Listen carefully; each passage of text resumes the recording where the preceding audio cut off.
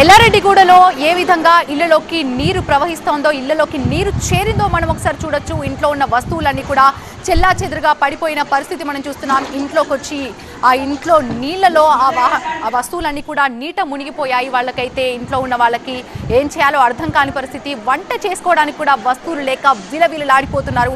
మధ్యాహ్నం నుంచి కురిసినటువంటి భారీ వర్షం కారణంగా నీళ్ళన్నీ కూడా వాళ్ళ ఇంట్లోకి చేరిన పరిస్థితి గమనిస్తున్నాం మనం ఒకసారి విజువల్స్ క్లియర్గా చూస్తే ఇంట్లో ఉన్న వస్తువులన్నీ కూడా చెల్లాచెదురుగా పడిపోయాయి. బట్టలన్నీ నీటిలో నానిపోయాయి. ఇంట్లో వస్తువులన్నీ కూడా కిచెన్లో ఉన్న వస్తువులు సైతం ఒకసారి సిలిండర్స్ని మనం గమనించవచ్చు, అవి కూడా నీటిలో నానుతున్న పరిస్థితి.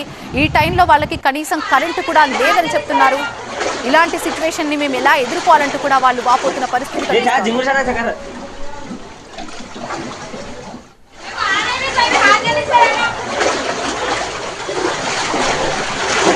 ये क्या जिंगुर जाना है